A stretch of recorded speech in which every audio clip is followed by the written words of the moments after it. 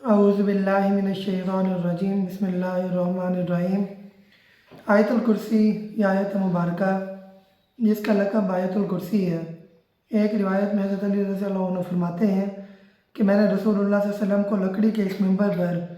یہ فرماتے ہوئے سنا کہ جو شخص نماز کے بعد آیت الکرسی پڑھے تو اس کو موت کے سوا کوئی چیز جنت میں جانے سے نہیں روکتی، اور جو شخص سوتے وقت یہ آیت پڑھے اللہ تعالیٰ اس کے اور اس کے پڑوسی کے اور جتنے مکانات اس کے قریب ہوں سب کو امن میں رکھتا ہے۔ ایک روایت میں حضرت ابو ہریرہ سے روایت ہے، حضور صلی اللہ علیہ وسلم نے ارشاد فرمایا کہ سورۃ البقرہ میں ایک آیت ہے جو تمام آیات قرآن کی سردار ہے، اور وہ آیت الکرسی ہے۔ جس گھر میں پڑھی جاتی ہے شیطان اس سے نکل جاتا ہے۔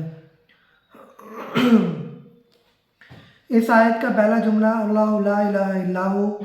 یہ جملہ وہی مفہوم رکھتا ہے جو کلمہ طیبہ لا الہ الا اللہ کے معنی ہے، یعنی اللہ کے سوا کوئی بھی خواہ پیغمبر ہوں، اولیاء اللہ ہوں، فرشتے ہوں، جن ہوں، عبادت کے لائق نہیں، کیونکہ وہی ہم سب کا خالق، مالک، پالنے والا، روزی دینے والا اور ہر چیز پر قدرت رکھنے والا ہے۔ اللہ لا الہ الا ہو یہ دعویٰ ہے توحید کا، اور اس دعویٰ کے اس بات میں اللہ تعالیٰ نے کچھ دلائل اس آیت مبارکہ میں بیان فرمائے ہیں۔ وہ الحی پہلی دلیل ہے کہ وہ زندہ ہے، ہمیشہ زندہ اور باقی رہنے والا، وہ خالق ہے، موت سے پاک ہے، باقی ہر شے فانی ہے، ہر شے پر موت آنی ہے، ہر شخص پر موت آنی ہے، حتیٰ کہ اولیاء اور انبیاء کو بھی موت کا جام پینا پڑا، صرف وہی الحی ہے، چنانچہ الہ بھی وہی ہے، چنانچہ جس پر موت وارد ہو جائے وہ الہ نہیں ہو سکتا، الہ وہی ہے جس پر موت وارد نہیں ہو سکتی۔ القیوم وہی قیوم ہے، یعنی وہ جو خود قائم رہ کر دوسروں کو سنبھالتا ہے۔